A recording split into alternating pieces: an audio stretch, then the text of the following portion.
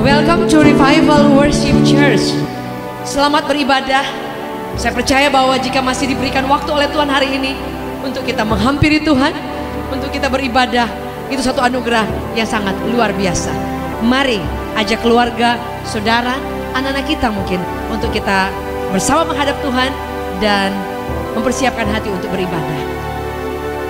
Kami berdoa, Tuhan, kami siap untuk beribadah. Biar Engkau menguduskan kami, Engkau memberkati, dan Engkau hadir di tengah-tengah kami. Demi nama Yesus, amin.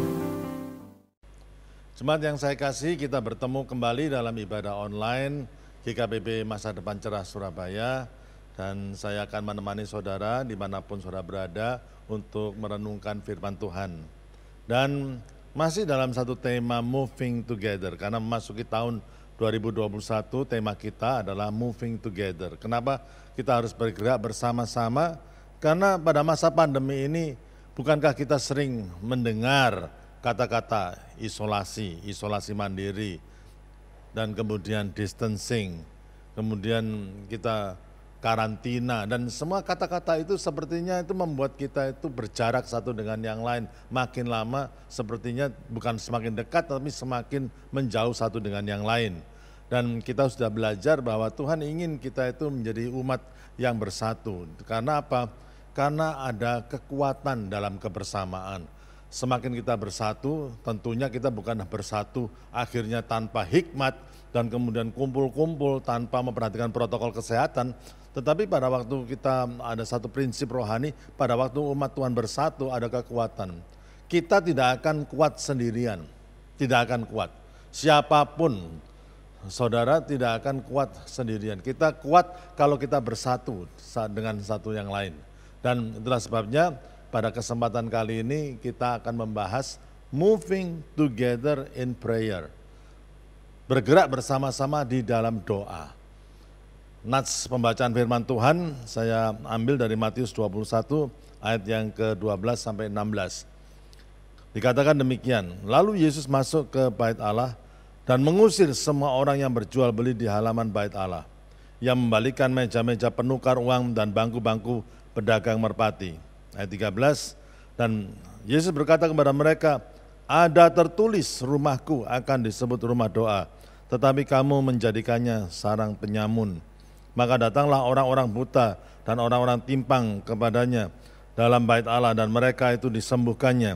Ayat 15, tetapi ketika imam-imam kepala dan ahli-ahli Taurat melihat mujizat-mujizat yang dibuatnya itu, dan anak-anak berseru dalam bait Allah, Hosana bagi anak Daud, hati mereka sangat jengkel.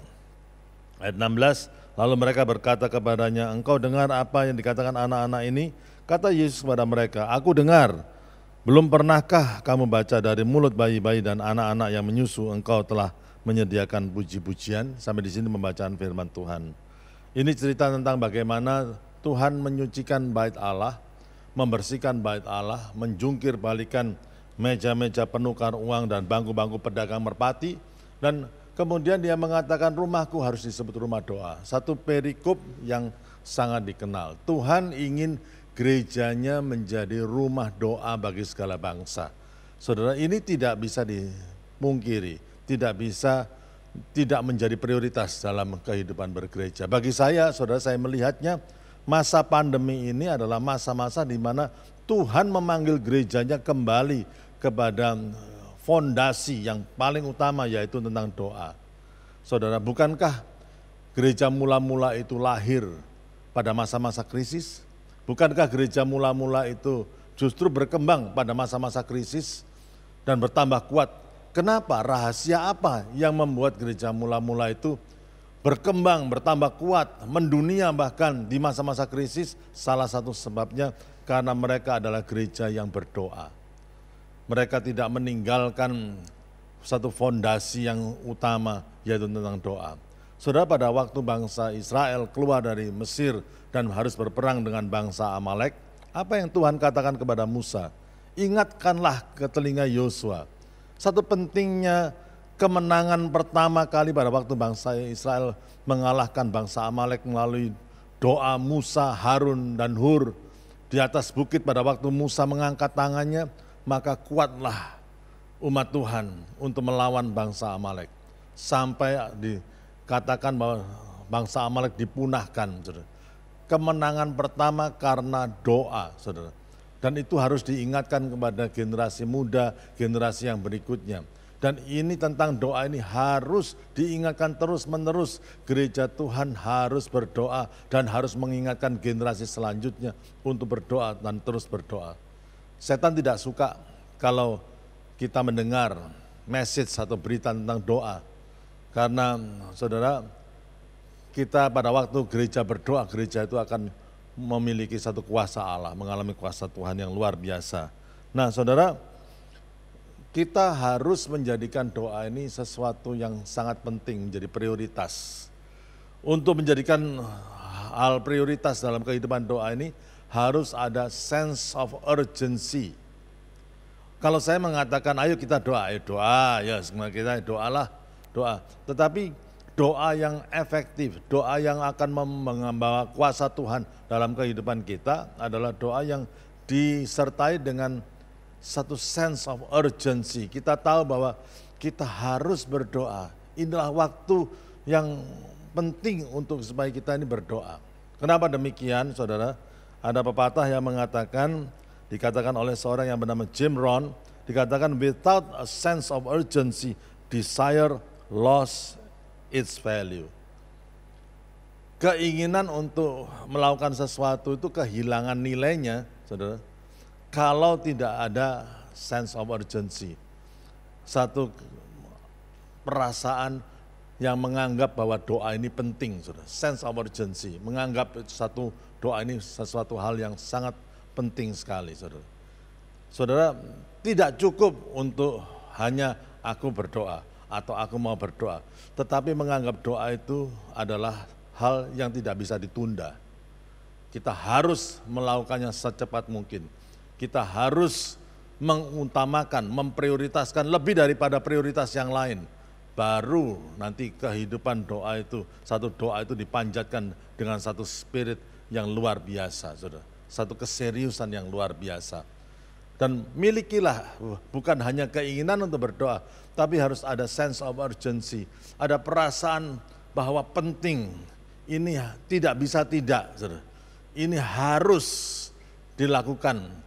Tidak bisa ditunggu-tunggu dan harus dilakukan. Kalau tidak, maka keinginan doa itu tidak ada gunanya, tidak ada harganya, katanya seorang yang bernama Jim Rohn.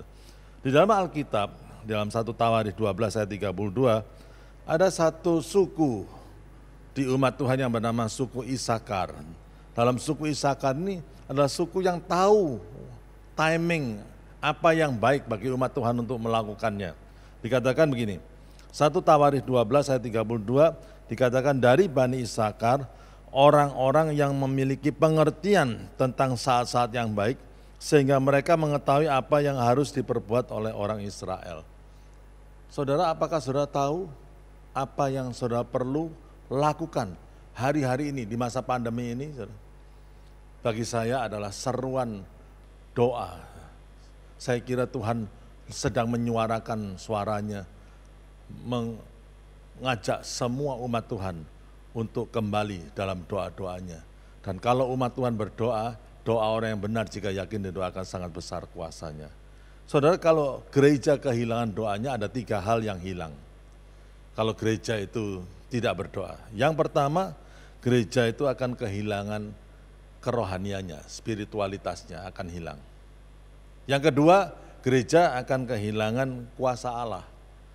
Kalau rohaninya hilang, kuasa Allahnya juga hilang. Dan kalau kuasa Allahnya hilang, apa yang kehilangan dari sebuah gereja, gereja akan kehilangan kesaksiannya. Jadi ada 3 hal. 1, gereja akan kehilangan kerohaniannya. Yang kedua, gereja akan kehilangan kuasa Allah. Dan yang ketiga, gereja akan kehilangan kesaksiannya. Mari kita lihat satu demi satu. Ketiga kehilangan ini jika gereja tidak lagi mengutamakan doa. Yang satu, kehilangan kerohanian, saudara. Ya, kalau dimaksudkan kerohanian itu bukanlah hal yang jasmani. Kerohanian itu adalah masalah batiniah, bukan lahiriah, bukan, saudara. Ya, jadi kalau kita merasa kerohanian kita hilang, masalahnya orang-orang itu tidak seringkali merasa oke karena dia secara lahiriah tidak kehilangan apa-apa, seakan-akan demikian. Tapi sebetulnya ada sesuatu di dalam batin mereka yang sudah mereka itu hilang daripada mereka. Mereka merasa oke, ya. Dan ini bahayanya kalau orang itu tidak berdoa, yang kehilangan itu spiritualitasnya, kerohaniannya, saudara. Sehingga tapi mereka masih merasa oke. Simpson, ya, dia kehilangan spiritualitasnya dengan hawa nafsunya yang melanggar hukum Tuhan itu. Tetapi dia merasa oke karena dia masih kuat, masih hebat, merasa hebat. Saudara. Disitulah awal kehancuran sebuah pribadi atau sebuah gereja. Ya. Dan saudara, jika kerohanian itu hilang, apa yang hilang, saudara? Yaitu moralitas hilang. Pada waktu spiritualitas, when spirituality gone itu, ya, spirituality maka moralitas itu juga hilang, saudara. Dan kalau moralitasnya hilang, saudara, ya maka apa yang kita ajarkan itu menjadi sia-sia. Agama itu berisi cuman pengajaran, satu hukum, satu tata krama dan lain sebagainya. Tetapi kerohanian itu berbicara tentang spirit di balik ajaran-ajaran yang indah itu. Kalau tidak ada spiritnya, tidak ada roh yang mewarnai pengajaran-pengajaran itu, maka ajaran itu menjadi ajaran yang mati, saudara. Tidak ada kerohaniannya, tidak muncul, tidak akan membangkitkan, tidak akan membawa transformasi dalam kehidupan seseorang. Orang tahu banyak, tetapi tidak berubah banyak. Karena apa? Rohaninya sudah mati, saudara. Hati-hati, saudara. Kita bisa menyembah Tuhan, kita bisa nyanyi dengan suara yang keras, tetapi pada waktu kita undur dari kehidupan doa, sebetulnya tanpa disadari kerohanian kita itu makin lama makin memudar dan akhirnya mati, saudara. Kita masih bisa rajin melayani, tetapi pada waktu yang sama kita sudah kehilangan kerohanian ini. Dan kerohanian kalau sudah hilang, maka yang akibat yang kedua adalah kuasa Allah itu hilang, saudara, dalam kehidupan kita, saudara. Kenapa kuasa Allah itu penting dalam kehidupan orang percaya, saudara? Karena hanya melalui kuasa Tuhan, kuasa Allah itulah itu yang bisa memindahkan kita dari hidup menurut rencana kita menjadi hidup dalam rencana Tuhan. Kita mempunyai rencana dalam kehidupan ini, sudah kita rencanakan. Tentunya kita berhitung, kita punya resources berapa, kita punya kekuatan berapa, apa yang kita miliki. Dan biasanya orang menghitung sesuai dengan apa yang dia miliki untuk menjangkau masa depannya. Tetapi kalau orang itu tidak pernah mengalami kuasa Tuhan, maka apa yang terjadi, saudara?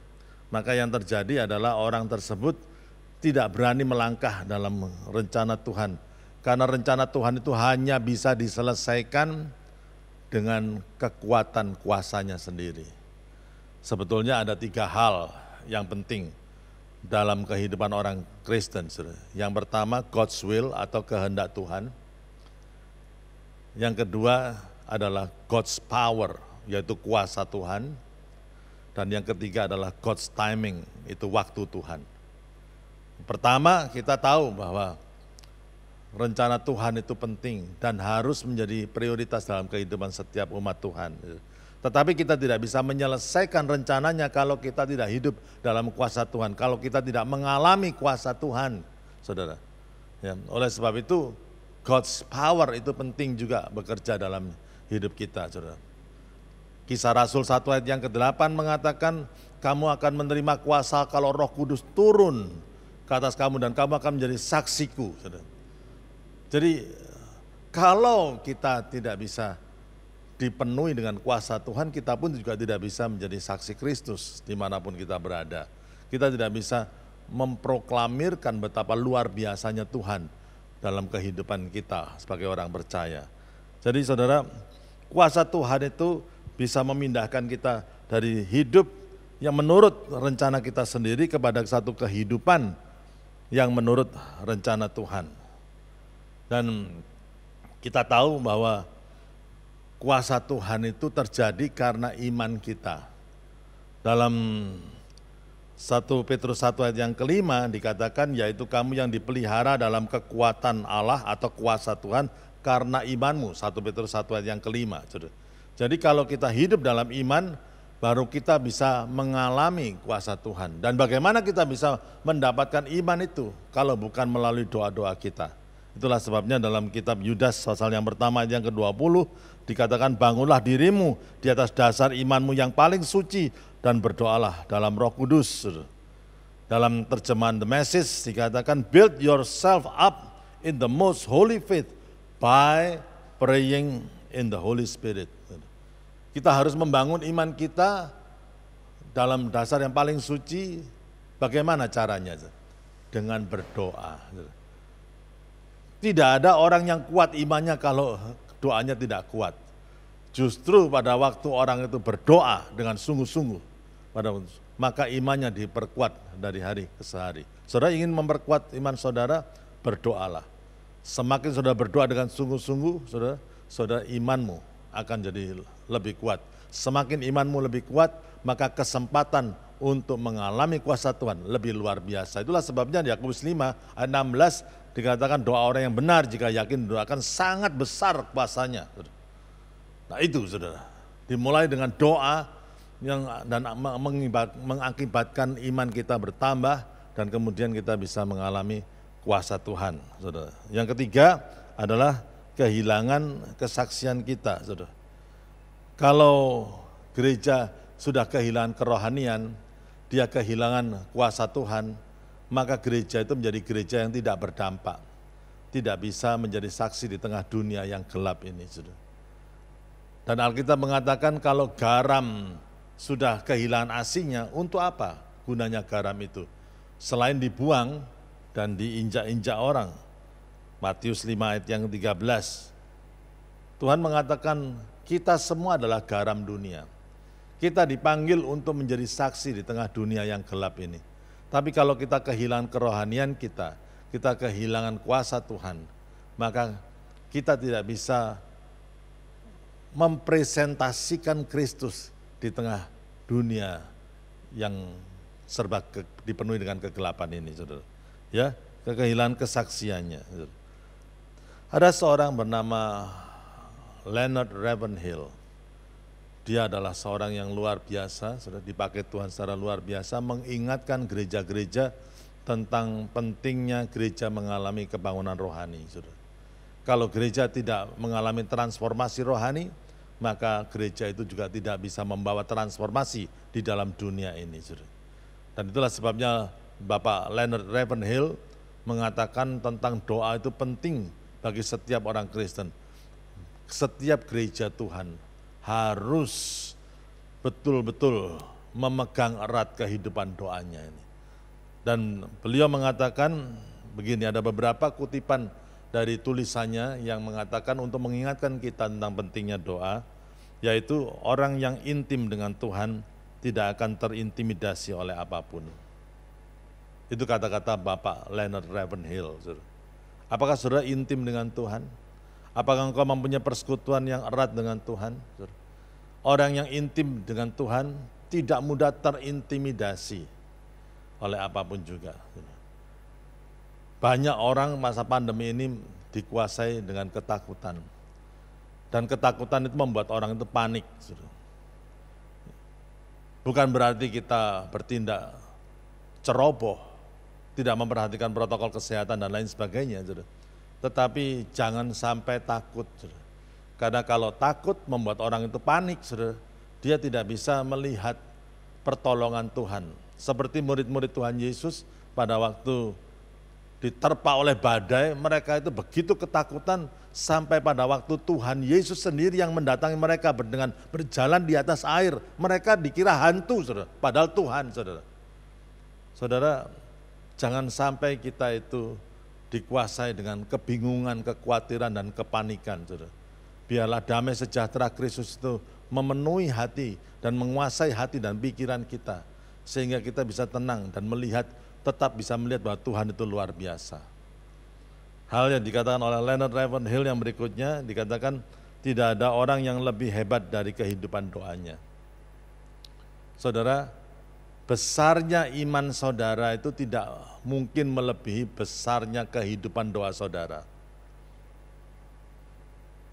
Kehidupan doa saudara kalau sebesar kerikil, maka iman saudara akan sebesar kerikil juga. Saudara, saudara pikir iman saudara besar, saudara, tetapi ya kecil juga. Tapi kalau kehidupan doa saudara besar seperti gunung besarnya, maka iman saudara juga seperti gunung besarnya. Saudara. Itu satu hal yang tidak bisa dipisahkan. Saudara, saudara akan menjadi kuat seperti gunung batu. Saudara. Oleh sebab itu kalau pada waktu saudara menghadapi masalah, tantangan dan lain sebagainya, berdoa dan berdoa dan berdoa. Dan saudara akan dikuasai dengan ketenangan ilahi sehingga iman saudara akan menjadi sangat kuat. Saudara. Dan akhirnya saudara menjadi orang yang kuat dan kokoh dalam menghadapi apapun juga. Yang ketiga, ini saya hanya mengutip beberapa saja. Saudara. Dikatakan tidak berdoa sama dengan tidak taat. Tuhan memanggil kita untuk berdoa. Setiap saudara, setiap kita dipanggil untuk menjadi pendoa. Ini seperti ada halilintar ini pada waktu rekaman. Jadi sepertinya Tuhan mengaminkan ya. Tapi terus kita maju dalam doa-doa kita. Ya. Jadi dikatakan bahwa kalau kita tidak berdoa, akibatnya apa? Kita disamakan tidak taat, saudara. Ya. Tuhan tidak memanggil kita semua untuk menjadi pendeta, saudara. Tapi kita dipanggil semuanya menjadi pendoa. Ayo saudara, bangkit dalam doa saudara-saudara. Sementara saya berbicara ini, ambillah keputusan dimanapun saudara berada, bahwa saudara akan menguatkan kehidupan saudara, kehidupan doa saudara, dimanapun saudara berada. Ya. Tapi aku jarang berdoa, ya tidak masalah, berdoa 5 menit, kemudian ditambah lagi jadi 10 menit, tambah 15 menit lagi. Saudara. Tapi ambil keputusan. Orang yang hebat adalah orang yang berani mengambil start, walaupun itu kecil, tetapi itu akan bertambah dan bertambah terus. Dan saudara akan melihat kehidupan doa saudara menjadi kehidupan yang luar biasa. Dikatakan juga demikian, hal yang lain yang dikatakan oleh Bapak Leonard Ravenhill, dikatakan jika kita lemah dalam doa, kita lemah dalam segala hal. Saudara, bagaimana dengan kehidupan doa kita, saudara? Ada orang yang menganggap he is okay, dia tidak ada apa-apanya, dia oke-oke aja. Padahal dia sudah lama tidak berdoa. Saudara, itu adalah tipu muslihat iblis. Mengelabui mata rohani kita. Dan kalau kita itu lemah dalam doa-doa kita, kita pun lemah dalam segala hal. Dalam pelayanan kita akan lemah, dalam iman kita akan lemah. Dalam pengharapan kita akan lemah, dalam relasi kita juga akan sangat rentan sekali. Hati-hati dengan hal itu semuanya. Nah, Leonard Ravenhill, saya senang yang ini ya. Leonard Ravenhill mengatakan jika kita harus belajar berdoa, hanya dengan berdoa saja kita akan mengerti apa itu doa. Kita tidak, kalau saudara ingin tahu apa rahasia doa, saudara, ya, bukan baca buku dan lain sebagainya, ya mulailah berdoa. Belajarlah doa melalui doa. Saudara akan lebih banyak pengalaman tentang doa. Hidup doa saudara akan diperkaya oleh Tuhan. Saudara. Dan kita akan melihat berbagai macam dimensi dari doa itu. Kerohanian kita akan diperkaya melalui doa itu. Biarlah kata-kata Bapak Leonard Ravenhill itu membuat semangat doa kita itu berapi-api kembali.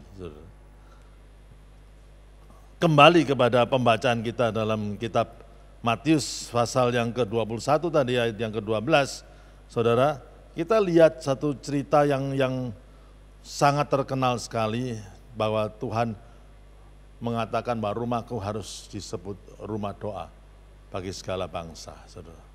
Dan apa yang bisa kita pelajari di sini? Yang bisa kita pelajari di sini adalah hal yang sederhana, saudara.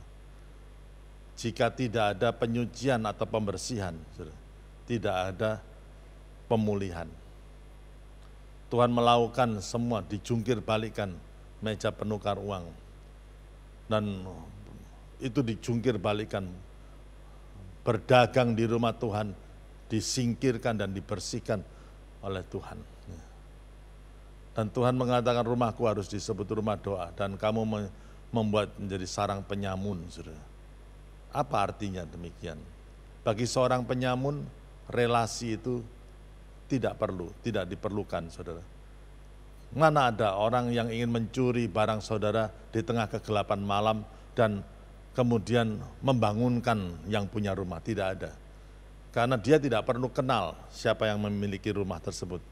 Dia hanya ingin mengambil barangnya saja. Jangan sampai kita orang Kristen yang ingin berkatnya dari Tuhan, tetapi tidak ingin mengenal si pemberi berkat. Justru rumah Tuhan itu harus menjadi tempat di mana kita itu bisa meningkatkan kedekatan dan pengenalan kita kepada Tuhan. Harus ada pembersihan. Baru rumah Tuhan itu bisa dipulihkan sebagai rumah doa. Ya, saudara, itu yang penting. Dan setelah dibersihkan, apa akibatnya? Ayat yang ke-15 dikatakan mujizat terjadi. Saudara. Mujizat-mujizat orang sakit disembuhkan dan pemulihan dalam kuasa Tuhan. Itu ada pemulihan kuasa Tuhan, ada pemulihan pujian dan penyembahan. Orang mulai memuji Tuhan, melihat apa yang terjadi dalam rumah Tuhan. Dan biarlah ini terwujud di dalam kehidupan kita sebagai orang percaya. Mari kita ambil keputusan untuk berdoa. Saya akan tutup dengan 2 Tawarikh pasal yang ke-7 ayat yang ke-14. Dikatakan, dan umatku yang atasnya namaku disebut merendahkan diri, berdoa dan mencari wajahku, lalu berbalik dari jalan-jalan yang jahat, maka aku akan mendengar dari surga, mengampuni dosa mereka, serta memulihkan negeri mereka. Perhatikan kata serta memulihkan negeri mereka. Kita harus berdoa untuk bangsa dan negara, supaya bangsa dan negara kita dipulihkan. Ada banyak bencana alam yang membuat rakyat negeri ini menderita. Kapan terjadi pemulihan bangsa dan negara? Seakan-akan Tuhan menunggu untuk umatnya itu berdoa. Biarlah kita mulai berdoa untuk bangsa dan negara. Berdoa sungguh-sungguh, mengakui dosa-dosa kita, berbalik dari jalan yang jahat. Kita anggap bahwa kita ini orang baik, ada banyak kejahatan, baik dalam pikiran atau perkataan, yang harus kita akui dosa-dosa seperti ini, saudara. Tapi kalau kita mau berlutut di hadapan Tuhan, saudara, dan mengakui, merendahkan diri, mengakui kesalahan kita, dan mulai berdoa, maka Tuhan akan mendengarkan doa kita, dan mujizat akan terjadi, baik dalam keluarga saudara, dalam pribadi saudara, dalam pekerjaan saudara, dalam relasi saudara, dalam pelayanan saudara, bahkan dalam komunitas saudara, dalam juga orang-orang yang saudara sayangi, famili, keluarga, dan bahkan Tuhan akan memulihkan bangsa kita yang kita sayangi ini.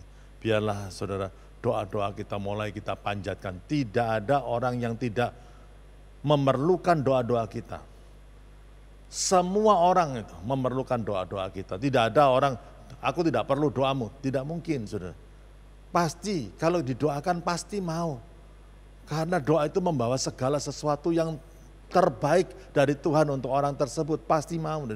Dan tidak ada orang yang tidak memerlukannya. Dan kalau kita berdoa, justru yang terbaik dari Tuhan itu akan terjadi kepada orang-orang yang kita sayangi. Saudara, sekali lagi, jemaat yang saya kasihi, dimanapun saudara berada, sementara saudara mendengarkan firman Tuhan, let's move together in prayer. Moving together in prayer. Bergerak bersama-sama dalam doa. Ambil keputusan pada saat ini juga untuk membangkitkan kehidupan doa pribadi. Dan saudara akan melihat bahwa Tuhan akan menyatakan kuasanya dalam kehidupan kita semuanya. Tuhan Yesus memberkati. Mari kita berdoa bersama-sama. Tuhan, biarlah Engkau memeteraikan firman-Mu Tuhan dalam kehidupan kami, dan biarlah Tuhan diawali dari hidup kami. Tuhan, terlebih dahulu ada roh doa yang bangkit Dan biarlah bersama-sama dengan saudara seiman yang lain Tuhan, komunitas kami menjadi komunitas doa, gereja kami menjadi rumah doa bagi segala bangsa. Dan biarlah Tuhan, Engkau memberkati seluruh doa-doa umat-Mu Tuhan, supaya nama-Mu dipermuliakan. Di dalam nama Tuhan Yesus kami berdoa. Amin. Terima kasih untuk setiap waktu telah diberikan kepada Revival Worship Church untuk Bapak Ibu Saudara boleh bergabung dan tidak bosan-bosan untuk mendukung pekerjaan Tuhan di dalam Revival Worship Church. Saatnya kita akan memberikan persembahan. Persembahan adalah bagian dari ibadah, tidak ada paksaan, tidak ada nominal yang dipaksakan untuk kita berikan, tapi semua itu datang dari kerelaan dan kesadaran kita untuk kita memberi yang terbaik kepada Tuhan. Mari kita berdoa bersama-sama. Tuhan, terima kasih, Engkau sudah sangat baik memberkati, menolong, dan campur tangan dalam seluruh hidup kami. Dan kami ingin memberikan persembahan yang merupakan berkat daripada Tuhan. Kami ingin memberikan perpuluhan untuk mendukung pekerjaan Tuhan lewat taburan berkat yang Kau berikan kepada kami. Dan kami ingin mempersembahkannya bagi Engkau, biar Engkau memberkati semuanya. Engkau sendiri yang mengupahi dan memberkati dengan limpahnya. Demi nama Yesus, semua yang percaya dengan sukacita kita memberikan persembahan. Katakan amin. Bapak Ibu boleh mentransferkan ke nomor rekening yang tertera di layar. Dan bagi Bapak Ibu yang baru pertama bergabung, welcome to Reward Church. Kami sangat senang sekali boleh bergabung bersama. Bagi Bapak Ibu yang rindu untuk tertanam dan bertumbuh bersama, Bapak Ibu boleh mengirimkan nomor Anda lewat WhatsApp yang tertera, supaya kami rindu untuk mengenal Bapak Ibu Saudara dan kita boleh saling menguatkan dan bertumbuh bersama. Bagi Bapak Ibu yang memiliki beban doa atau ada keluarga yang sedang sakit, mengalami masalah dan pergumulan-pergumulan yang lain, saudara boleh mengirimkan beban doa dengan lewat WhatsApp yang tertera di layar ini. Sekali lagi, jangan pernah menyerah dalam kehidupan ini, karena Tuhan masih bekerja dan Dia berkuasa. Firman Allah berkata, Dia hidup, selalu ada hari esok. Sampai bertemu lagi dalam ibadah berikutnya, baik revival service maupun dalam miracle service. Ada doa malam dan juga ada reward kids setiap hari Minggu jam 11.15 bersama kakak-kakak akan melayani untuk anak sekolah minggu. Dan juga ada pemuritan dan ada ibadah-ibadah yang lain. Saya rindu dan kami rindu, Pastor Dave bersama saya, Jacqueline, kami rindu untuk kita boleh bergandengan tangan bersama melayani Tuhan dan membagikan kabar baik. Never giving up. Sampai bertemu. God bless you as always. Puji Tuhan Bapak Ibu Saudaraku, kita sudah di akhir daripada ibadah ini. Dan sebelum kita mengakhiri ibadah pada hari ini, maka kita Saudaraku akan menerima berkat daripada Tuhan. Maka itu saat ini kita boleh mengangkat kedua tangan kita untuk kita menerima berkat daripada Tuhan. Mari Bapak Ibu Saudaraku, Tuhan Yesus, terima kasih untuk penyertaan-Mu dari awal pertengahan sampai akhir daripada ibadah ini. Kami tahu Tuhan, Engkau menyertai kami dan meteraikan setiap firman Tuhan yang Tuhan telah sampaikan. Meteraikan itu dalam kehidupan kami.